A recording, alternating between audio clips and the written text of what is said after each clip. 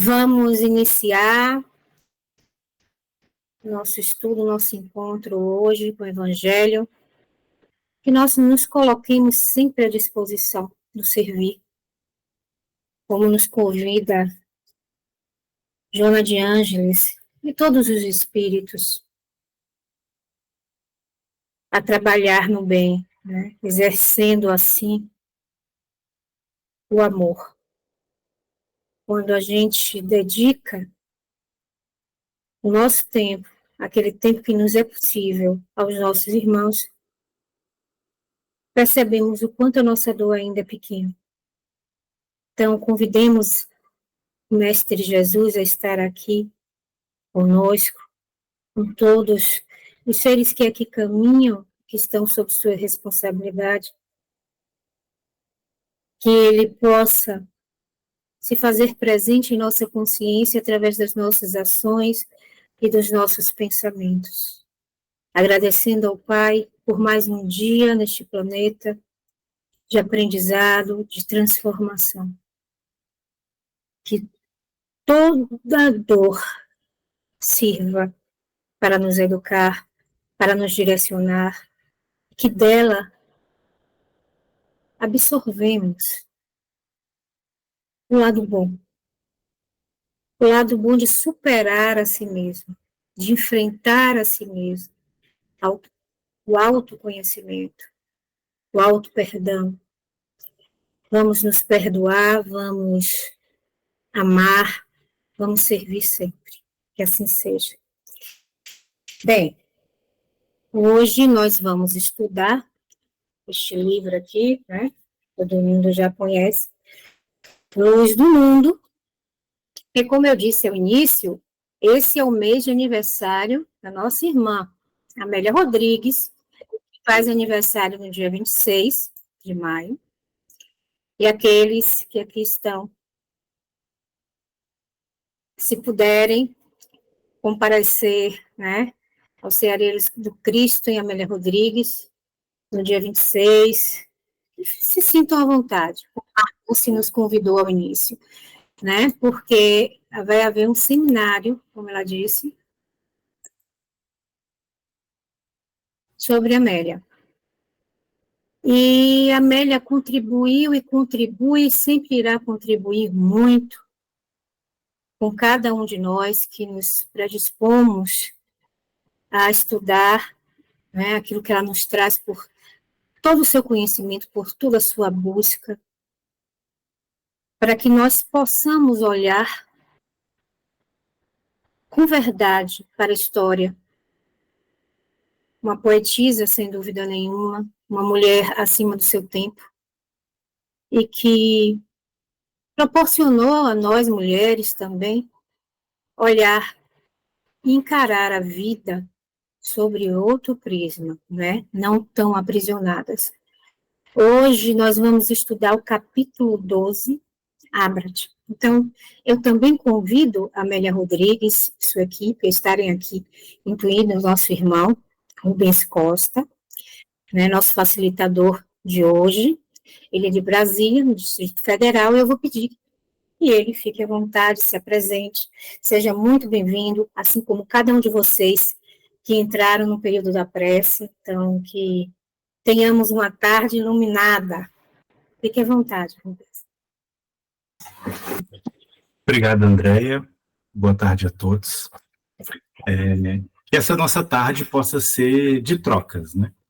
Não é uma ideia apenas de uma fala isolada, uma palestra, mas que a gente possa fazer trocas aqui, porque o texto é muito rico. Imagino que houve uma leitura aí de todos vocês, né? Uma obra que está sendo estudada de forma continuada. Então, a gente imagina aí uma troca muito positiva. André pediu que eu me apresentasse, né? Então, meu nome é Rubens, fico aqui em Brasília. Atualmente, eu sou coordenador do Departamento de Infância e Juventude do Grupo de Assistência Espiritual Eurípides Barçanufo, fica em Taguatinga, aqui, uma cidade satélite do Distrito Federal. E também contribuo um pouquinho com algumas atividades dentro da FEDEF, né, a Federação Espírita do Distrito Federal, também no âmbito da infância e da juventude. Bem, indo, acho que direto ao ponto, né? Aliás, e antes disso, né? Sou esposo da Ilana, pai do Nicolas e do Thales. Né? Importante ressaltar essa parte pessoal e familiar também, né? E entrando aí diretamente no estudo do nosso livro de hoje, como a Andrea comentou, o capítulo 12, né, do Luz do Mundo, trata para a gente sobre o Efatá, né, ou Abra-te. E ele começa narrando, não narrando, mas citando a ação de Jesus na cura da filha da mulher cananeia, que também é narrada em Mateus e em Marcos. Lá em Mateus, capítulo 14, versículo 34,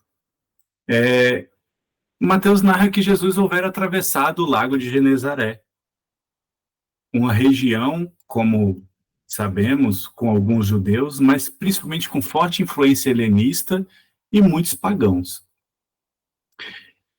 E já a chegada de Jesus, né, devido à chegada dele ao fato dele ter sido reconhecido por várias pessoas, diversas curas começam a acontecer pela simples busca dos enfermos. E aí, quando a gente pensa em simples busca, parece que a pessoa chegou lá do nada, né? e teve o dom da cura. Mas a gente precisa lembrar que em todos os momentos de cura que o Cristo procedeu, uma coisa é fundamental, que é o querer, que é a vontade. Estávamos comentando agora há pouco sobre o aniversário de Divaldo, e tem um vídeo dele que viralizou bastante sobre a vontade, que fala um pouco disso. Será que nós queremos mesmo aquilo? Ou será que a gente quer, mas não se esforça tanto? E no caso das curas, o Cristo sempre perguntava: você quer de verdade? Né? O que você busca? Foi assim com a filha da mulher cananeia, porque ela estava chegando, chamava pelo Cristo, filho de Davi. No primeiro momento, não foi ouvida, mas insistiu. Até que os discípulos falaram para Jesus atendê-la, ele para, atende e a cura. Um outro caso muito forte de onde o Cristo pergunta se a pessoa quer ser curada é a cura do paralítico, que acontece lá no tanque de Betesda, um local também pagão, onde as pessoas que acreditavam naquela água borbulhante, né, em determinados momentos do dia, o primeiro a entrar na água seria curado, e esse paralítico já estava lá há muito tempo, né, irmão de Simão Zelotes, onde quando o Cristo para na frente dele, ele reluta muito, até que ele diz que ele sim, que ele quer ser curado. Então ele diz, levanta-te e anda. E é até interessante, porque era um período dos tabernáculos, né? Então, acontece ali uma cura, acontece ele sai ali do tanque de Betesda e é até inquirido por alguns fariseus. E por falar em fariseus, é durante essa chegada de Jesus em Genezaré que ele também é interpelado por alguns fariseus e escribas naquela passagem onde eles questionam o Cristo sobre a necessidade dos seus discípulos lavarem as mãos antes de comer o pão. E aí tem aquela famosa, né? Não é o que entra da boca que maculou, mas o que sai dela, porque é o que está cheio o coração. Então, assim, essa visita de Jesus tem assunto para a gente falar muito, né? Mas voltando aí ao foco do capítulo, Mateus ainda continua narrando, né? Menciona, relembrando que ela não praticava o judaísmo, ela era ali de Canaã, né, cananeia, vinda ali da região de Canaã, e ela foi em busca de Jesus para que a filha pudesse ser curada. Ela estava endemoniada, né? E como sua busca foi grande e até de certa forma insistente pelo desejo dela de curar a filha, Jesus providenciou a cura. Depois da cura da menina cananeia, Jesus chegou próximo ao Mar da Galileia e subiu a um monte.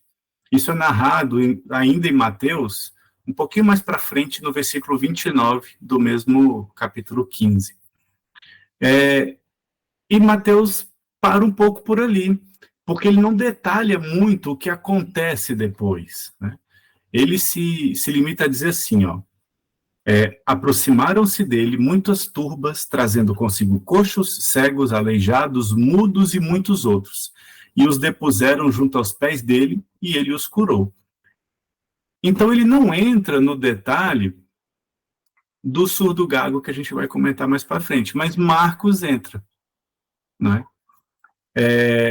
Marcos entra no detalhe, ele narra isso lá no seu capítulo 7, ali por volta do versículo 30.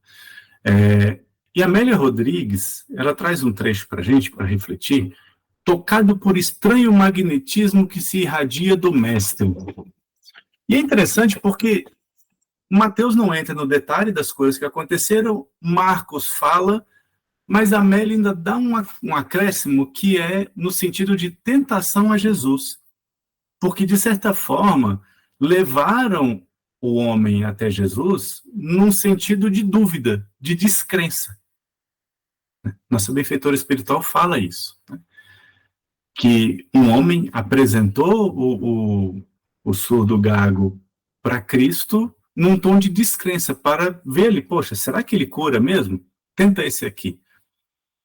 E aí ela relata isso que eu acabei de comentar, né, que o surdo gago, tocado por estranho magnetismo que se irradiava do mestre, seguiu. E quando a gente analisa as diversas passagens bíblicas, a gente só tem cada vez mais comprovações da enorme energia, do enorme magnetismo que o Cristo exercia sobre todos à sua volta. E aí o capítulo desenrola, o Cristo recolhe o homem, vai para um canto, chegando lá, ele procede com a cura do enfermo. E ele pronuncia, então, o efatá. Algumas pessoas leem efafa, né? Abra-te. Abra-te os ouvidos. Ouça. Ele toca na língua do enfermo e também o cura da gagueira. Mas um ponto interessante que eu queria destacar vem um pouquinho antes do ato da cura. Porque Amélia Rodrigues nos diz exatamente o seguinte. Olha só o que está aqui, ó, mais ou menos está na página 82. O homem que personifica a representação das chagas humanas de todos os tempos deseja e duvida, anseia e teme, quer e não compreende, deixando-se arrastar inerte pela curiosidade geral. Então, ela já tinha comentado para a gente que ele estava ali meio que tocado, quase absorvido pelo magnetismo de Jesus e só seguia. Mas, além disso, ela nos coloca o homem que personifica a representação das chagas humanas de todos os tempos. E se a gente para pensar um pouquinho nisso, quantos de nós estamos surdos? Quantos de nós ouvimos cada vez mais, diariamente, uma mensagem, uma leitura, uma palestra, algo do tipo, e continuamos só ouvindo? Quantos de nós somos gagos? Até queremos, às vezes, falar, mas a gente não vivencia o que se fala. Isso nos torna gago. Isso faz com que a mensagem não chegue. Porque a principal virtude do Cristo não era o que ele falava, era o que ele vivenciava. Há até uma frase célere, que se eu tivesse pensado nela um pouco antes, eu teria checado a fonte certinha, então não vou nem arriscar, mas que ela diz: vá, evangelize e, se necessário, use palavras. Se necessário, use palavras. Só que o que a gente busca a todo momento é evangelizar por palavras. A gente quer ouvir, a gente quer, às vezes, falar, a gente quer chamar uma atenção. Nos nossos filhos, nos nossos cônjuges, a gente quer dar dicas e quer falar o que deve ser feito. E acabamos vivenciando pouco. Então, essa frase de Amélia no capítulo me chamou muita atenção, dizendo que aquele homem, cego e gago, surdo e gago, deseja, mas duvida. Ele anseia, mas ele teme. Ele quer, mas ele não compreende. Olha só, vê se não é uma representação muito grande de quase todos nós. A gente deseja, mas a gente ainda duvida às vezes. A gente anseia, mas temos nossos temores. E o que acabamos fazendo é continuar caminhando, movidos aí pelo movimento natural da sociedade que nos rodeia, das influências que a gente recebe, sejam elas dos nossos familiares, das pessoas que convivem conosco no nosso dia a dia. Né? Porque se nós não duvidássemos, aí voltando àquele vídeo do Divaldo sobre a vontade, o nosso desejo se tornaria vontade. E aí nada seria capaz de nos deter na obra do bem. Mas a gente ainda tateia, né? Pela escuridão em que nos encontramos. Bem, mas aí voltando ao capítulo, depois que Jesus procede à cura, ele afirma: vá, não o digas a ninguém. E o que o enfermo faz? Sai contando para todo mundo, né? E é até interessante porque quando Marcos narra essa cura, ele diz aqui, eu estou usando esse evangelho, né? Tradução do Evandro, do Haroldo Dutra Dias. Ele diz aqui, ó: quanto mais ordenava, mais abundantemente proclamavam. Está lá no versículo 36 do capítulo 7. É como se dissesse: quanto mais o Cristo pedia sigilo, mais as pessoas falavam, né? Mas imagina a euforia. Vamos parar agora um pouquinho e pensar na nossa dor. Vamos parar e pensar na nossa dor. Uma só. A gente tem muitas, né? Vamos pensar em uma agora? E vamos imaginar agora o Cristo na nossa frente, procedendo com a cura daquilo que a gente busca, daquilo que a gente verdadeiramente busca. Nós não iríamos ficar extasiados de alegria? Lógico que iríamos. Não ia contar? Lógico que a gente contaria. Então não os culpo, aqueles que saíram contando para todo mundo. Ainda mais, né, só recapitulando, que aquela região ali ela não seguia o judaísmo de forma uniforme. A grande maioria ali era politeísta, como eu já comentei, era uma região muito próxima da Decápolis da grega ali, né, das 10 cidades. E a visita de Jesus reforça um ponto de que a mensagem divina não é exclusiva aos judeus. E aí um ponto interessante é que, se nós rememorarmos lá Emmanuel, no livro A Caminho da Luz, ele comenta que o povo de Israel, juntamente com os arianos, né, indo-europeus, os egípcios e os hindus, eles formavam as 4 grandes raças oriundas do sistema de Capela, que apesar de muito superiores aos espíritos que habitavam aqui a nossa época, eles tinham, né, seus diversos vícios. Até porque se eles não tivessem vícios, eles teriam continuado lá no processo evolutivo do planeta, não teriam sido aqui acolhidos pelo Cristo, degradados aqui para a Terra, que ainda estava no seu processo muito primitivo naquela época.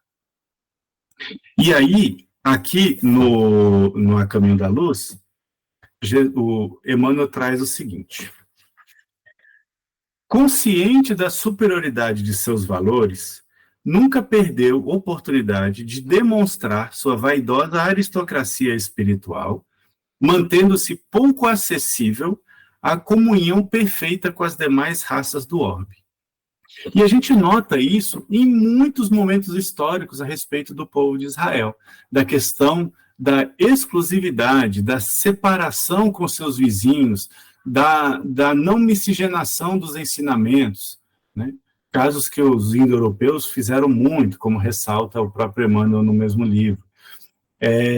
Então, eles tinham essa ideia de escolhidos, né? Só que essa questão, essas consequências do seu orgulho, do seu exclusivismo, eles permeiam se brincar até hoje, né? Naquela raça ali. E a ida do Cristo para uma região não judaica, abrindo ali a oportunidade para todos, reforça essa questão, né? Reforça essa questão de que não há um povo escolhido. Todos nós somos filhos de Deus e eleitos a receber a mensagem assim como qualquer um outro, né? Porque com esse orgulho, esse exclusivismo, o povo de Israel, à época, se julgava melhor do que os demais que estavam à sua volta.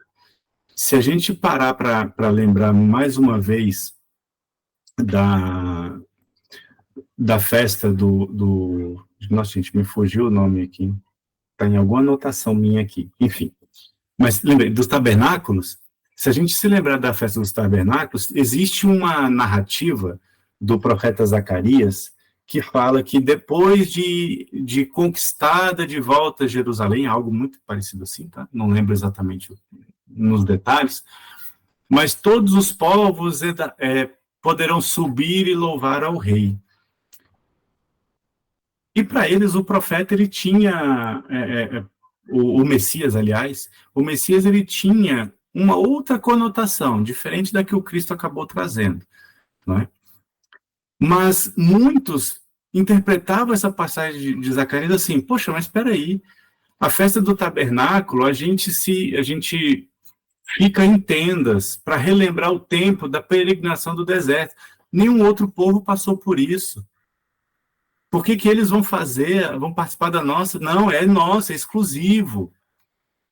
Mais uma vez, ressaltando essa questão do orgulho que eles tinham em pertencerem àquela raça. Então, a busca de Jesus por esses povos demonstra que a palavra de Deus é direcionada a todos e que não há exclusivismo. Não há exclusivismo de raça, não há exclusivismo de crença. O amor ele é universal e a palavra do Cristo também. Tá tudo bem até aqui, gente? Alguma dúvida, alguma coisa? Tem alguma coisa no chat que eu não tenha visto? Dúvidas, traumas? Ou podemos seguir? Bom, levantou o joinha, então vamos embora. Dando sequência, então, vamos voltar às curas, né? Amélia Rodrigues, ainda no nosso capítulo, ela diz o seguinte: nas suas almas, né, as almas daquelas pessoas que estavam ali aglomeradas próximo ao Cristo naquele momento, né? As interrogações íntimas inquiriam quanto às possibilidades do Galileu, e cantando as expectativas, acercavam-se ávidos, buscando o aguardado milagre, aí ela grifa, né? Libertador de fora. pois o verdadeiro fenômeno da libertação que procede de dentro sempre fica à margem do interesse coletivo. Então, olha só. Quantos de nós, às vezes, também não procuramos a casa espírita através desse milagre libertador de fora? Não é? E ela fala, o verdadeiro fenômeno da libertação procede de dentro. Quantos de nós, às vezes, vamos para a casa espírita, fazemos o nosso tratamento espiritual, vamos no dia de aplicação, e no dia de assistir a palestra, fica, será que eu preciso? Né? A gente está, em boa parte das vezes, procurando ali uma cura superficial. Às vezes culpando o obsessor pelo aquele mal que está comigo. E assim eram muitos dos que estavam ali atrás do Cristo, com as suas interrogações íntimas, buscando muitas expectativas, ávidos, mas buscando um milagre que venha de fora para dentro. Mas a verdadeira cura, ela é interior. Ela vem de dentro, ela procede de dentro. A boca só fala aquilo que está cheio o coração.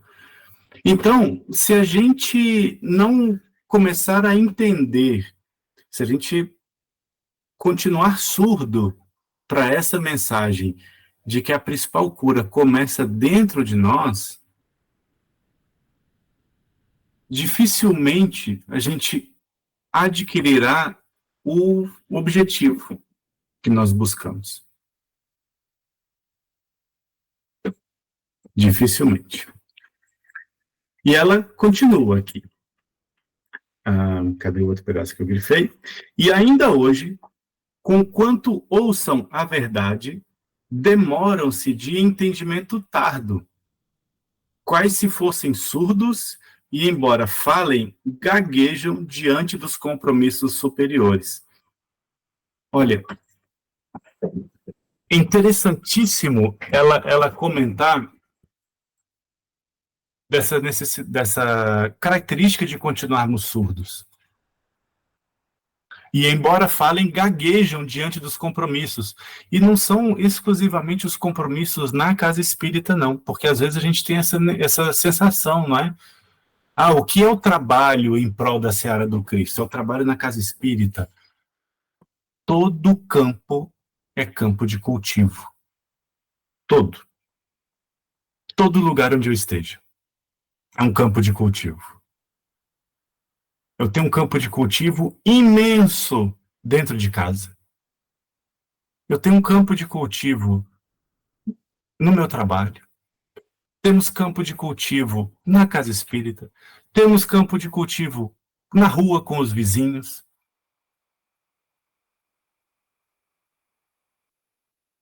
Todos temos possibilidades de assumirmos esses compromissos superiores de cultivar o bem, de vivenciarmos as mensagens do Cristo.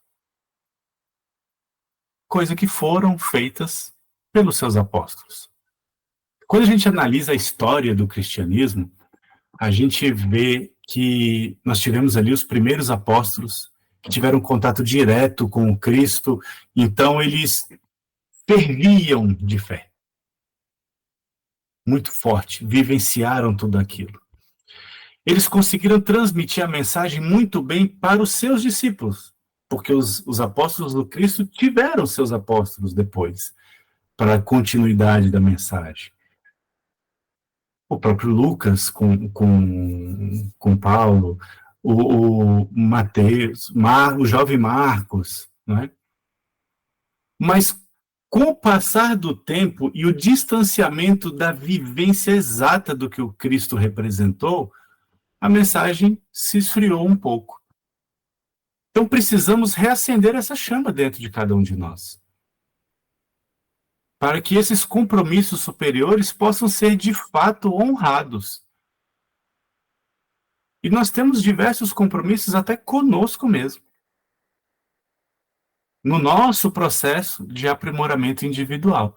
Porque essa cura que a Amélia Rodrigues comenta, né, do verdadeira libertação vem de dentro, ela carece de uma melhora íntima muito grande, para que eu enxergue a vida com um viés totalmente diferente e possa ser agente da minha própria mudança.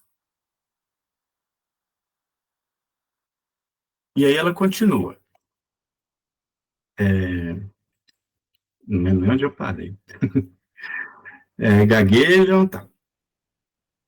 Demorando lamentavelmente na mesma odienta pachorra a que se acostumaram, rogando, porém, novidades, o sobrenatural, o maravilhoso, para prosseguirem no reino encantado da ilusão.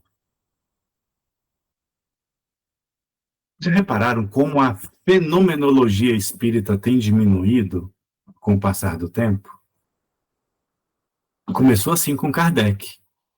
As mesas girantes, os sons, as batidas, os vários efeitos físicos. Era o momento, era o que nós precisávamos para o despertar, né? Para o reacender. Hoje a gente tem bem menos fenômenos. Está na hora da gente começar a ter um outro viés de fé. Não buscando só o sobrenatural, só aquilo que é maravilhoso. É lógico que é lindo a gente estar assistindo uma palestra, e acontece isso muito com o Divaldo, né? Dele estar lá proferindo a palestra e você vê o momento da transformação, quando já não é ele mais que fala. É lindo. Mas e o nosso viés diário? Para onde está? Será que a gente só se apega a esse ponto?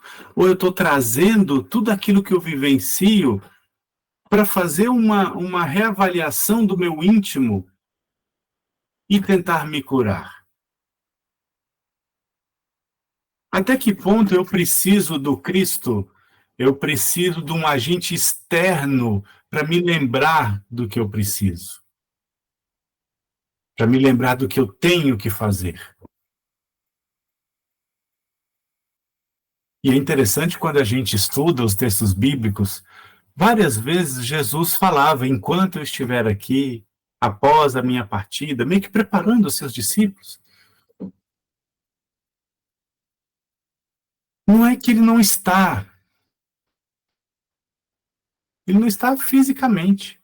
Suas leis, seus ensinamentos, tudo permanece aqui, ao nosso alcance, cada vez mais perto. Eu e vocês estamos o quê? A uns, nem sei dizer, uns 800 quilômetros de distância, ou não dá isso tudo? Não, confesso que eu não sei. Mas estamos aqui, ó, tão próximos. Imagina com a proximidade do Cristo. Ele está aqui, ó, no coração de cada um de nós. E eu acho que o texto de Amélia traz isso para a gente, essa reflexão de que quando o Cristo diz, abra-te, abra o teu coração, escute, entenda a mensagem, absorva isso, trabalhe dentro de você esse entendimento, para que você possa amanhã ser o agente da sua própria cura, da sua própria melhora. Porque se assim não for, o que vai acontecer? Nós passaremos por um processo, imagina que a gente está passando por um processo de tratamento na casa espírita, e aí a gente segue as recomendações do tratamento, do processo de desobsessão, do tratamento espiritual, enfim, qualquer um que seja, E pouco tempo depois estamos enfermos novamente. Porque essa cura não é exterior. Ela é de dentro para fora. O exterior me auxilia, me dá força. O passe me magnetiza e me dá condições de caminhar sozinho. Porque temos que trabalhar isso. Temos que trabalhar o evangelho redivivo dentro de nossos corações cotidianamente. Não é só no momento em que estamos na casa espírita, ou enfim. É no nosso cotidiano. Enfim, este é um capítulo que traz muitas reflexões para cada um de nós. Demoramos ainda, a gente demora muito no entendimento correto das mensagens de Jesus. Às vezes a gente quer morar numa casa linda, mas esquecemos que essa casa linda, às vezes pode ser um lar horrível. E como que nós estamos edificando esse lar? E o meu corpo é um lar para o meu espírito. Como eu estou edificando isso? Quanto tempo no nosso dia a dia a gente gasta com coisas que nem são tão importantes? Vale um exercício, colocar na balança quais são as coisas mais importantes que nós temos na vida. Depois disso, a gente coloca ali quanto tempo eu gasto com cada uma dessas coisas. Às vezes pode ser assustador e a gente vê que as coisas mais importantes não são aquelas que a gente despende maior esforço. Quantas vezes nós valorizamos o externo em detrimento do interno? Seja uma aparência, seja uma roupa, seja qualquer coisa externa. Mas o meu interior está machucado, o meu interior está dolorido, meu interior carece de atenção. Pensemos nisso. Quanto tempo nós dedicamos à nossa melhora íntima, à nossa cura interior? Enfim, não sei se vocês concordam comigo, mas é um capítulo muito rico, que traz muitas reflexões para cada um de nós. E acho que, para terminar, eu vou tomar a liberdade de, ainda no mesmo livro, mas eu vou pegar um trecho do estudo que vocês fizeram no capítulo anterior, onde Amélia Rodrigues diz: enquanto o homem não mergulhar na intimidade dos seus problemas para solucioná-los à luz da razão e do amor, não conseguirá o lenitivo da harmonia. Enquanto o homem não mergulhar na intimidade dos seus problemas para solucioná-los, às vezes a gente só quer colocá-los para debaixo do tapete, a gente só quer ocultá-los. E a gente precisa solucioná-los à luz da razão e do amor. Não esqueçamos jamais disso. Porque precisamos estar em harmonia para seguirmos bem no nosso dia a dia, com as nossas coisas, com os nossos amigos, com nossos entes familiares. Quando estamos desarmonizados, é notório as alterações de humor, as impaciências, as coisas que a gente faz por impulso e depois pensamos, poxa, por que eu agi assim? Então busquemos em cada íntimo nosso esse lenitivo da harmonia, porque, como nos disse a Amélia no capítulo, a cura ela é interior. Agradeço aí mais uma vez a todos vocês pelo espaço, a Vilma pelo convite, a Andréia pela mediação, e fico aqui à disposição para comentários, para dúvidas, enfim. Nós agradecemos, Rubens. Alguém gostaria de fazer alguma colocação, alguma pergunta ao nosso irmão?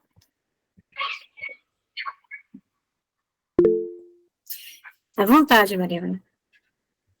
Olá, Rubens, boa noite. Boa noite. Eu, infelizmente, não anotei, mas espero conseguir passar.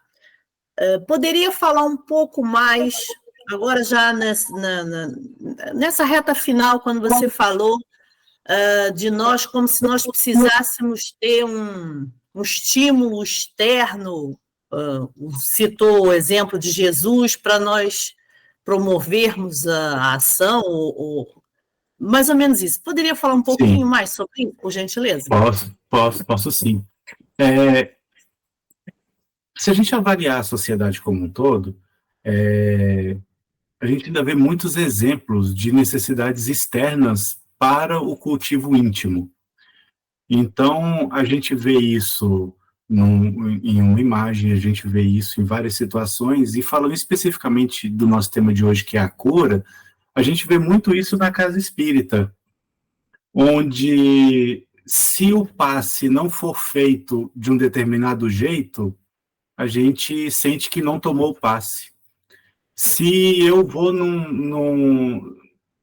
fazer um tratamento espiritual e entre a pessoa estar incorporada e não estar incorporada, também é um lenitivo externo que faz com que eu acredite mais ou menos naquele tratamento espiritual. O fato de eu... Enfim, são exemplos de coisas exteriores ali, o passe coletivo ou o passe individualizado. É uma questão externa que influencia diretamente na forma como eu encaro aquele tratamento ali, né? Sem contar as afinidades que a gente tem. Ih, aquele médium ali, não gosto muito dele e tal. Ah, hoje é ele que está ali, né, dando passe.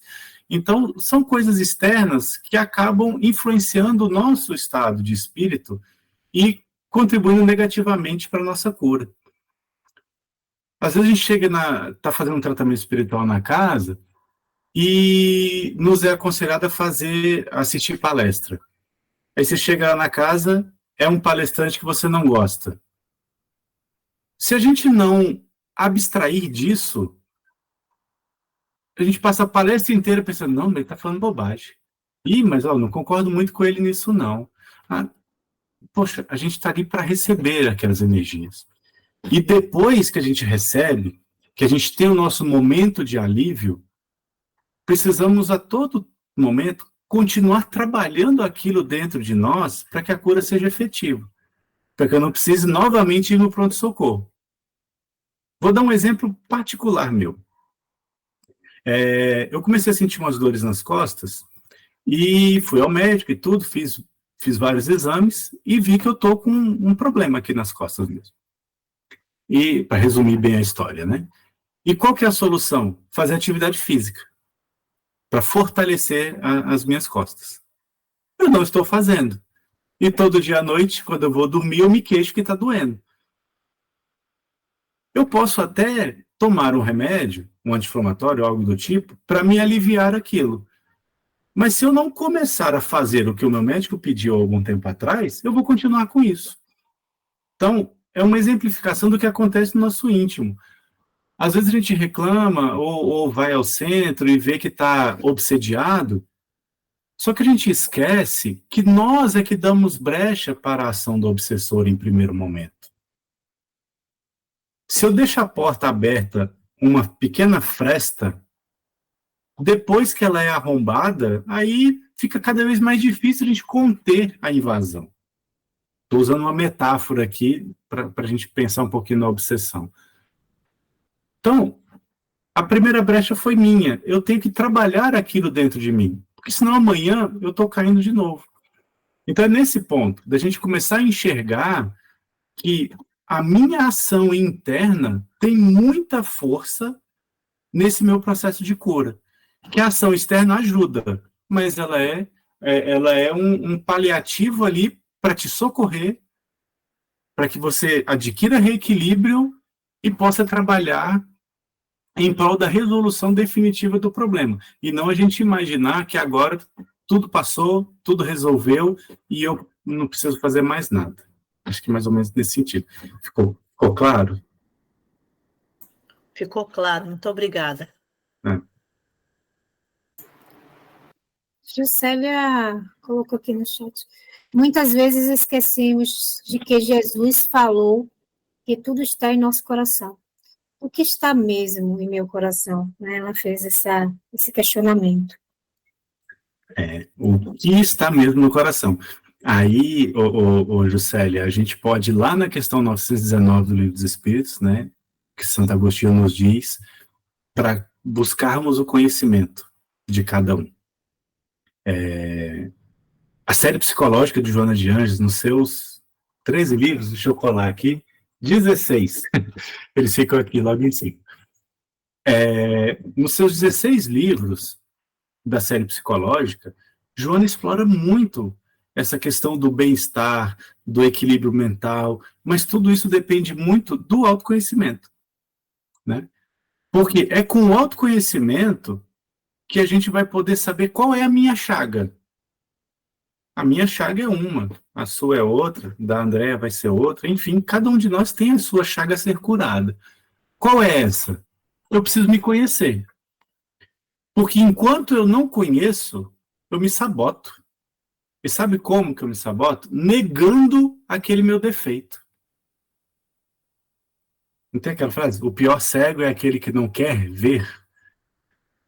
Justamente por isso. Eu oculto os meus defeitos de mim mesmo. E ao fazer isso, eu cometo a sabotagem. Porque se eu oculto, eu não conheço, eu não trabalho para melhorar e eu continuo sempre errando.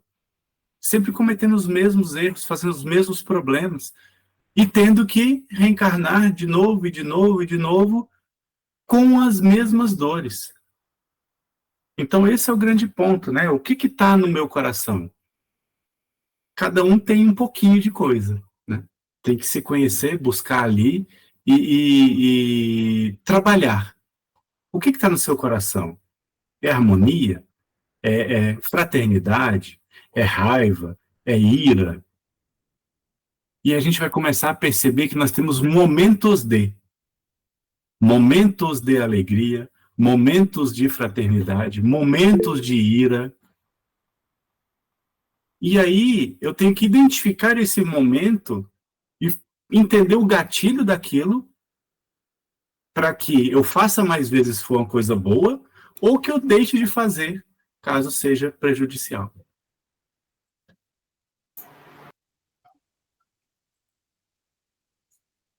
Não sei se ficou claro aí, Juscelane. Se ficou bom. Olá, Olá. tudo bem, Andréa, amigos? Esqueci o nome do irmão, Rubens. Rubens, tudo bem, Rubens? Tudo bem. Mas José Carlos, eu sou aqui de Desgravado, Centro Espírita Caminho da Luz. Essa fala sua, dando uma complementação para a Juscelia, eu me lembrei do Livro dos Espíritos, né, nessa questão do conhecimento, né, de si mesmo, que Santo Agostinho nos fala, né, que seria bom que sempre, na hora de dormir ou de manhã, fizéssemos um inventário, né, pensássemos o que fiz durante o dia, né, qual foi o meu tratamento, meu comportamento, o que pensei, mas geralmente quase que a gente não faz isso, porque o sono chega, não é? E a gente perde, assim, boas oportunidades, né, de crescimento. Então, era essa a minha colaboração no trabalho de hoje. Foi um prazer escutar você, muito boa. A sua palestra me esclareceu muito aqui. Foi um prazer, Rubens. O prazer é todo meu, obrigado aí pela complementação. E aí eu vou até fazer um outro comentário. Alguns anos atrás, uma pessoa virou para mim e falou assim: não vou seguir o conselho de Santo Agostinho de noite fazer um inventário de tudo aquilo que eu fiz durante o dia, porque eu não consegui dormir de tanto arrependimento das coisas que eu fiz. Ficou remoendo, né? Poxa, eu podia ter feito diferente. Meu Deus, olha só o que eu fiz com fulano. Nossa, eu respondi rispidamente ali. Eu fiz tal coisa. Então, até isso a gente precisa se conhecer. Será que eu estou pronto para avaliar o que eu fiz no meu dia? Não é? Então, assim, temos que conhecer, e voltando para o que disse a Juscelia, avaliar o que tem no meu coração. Quais os sentimentos que eu alimento todos os dias, né? Eu tenho aqui em algum lugar, não vou parar para procurar agora, né, claro, mas tem um livro da FEB, que ele foi consolidado ali pelo Geraldo Campetti, que tem várias historinhas, acho que é nesse livro, mas enfim. Tem uma história que diz sobre os dois cachorros. Você conhece essa história? Alguns contam como os dois cachorros, outras contam com dois lobos, enfim.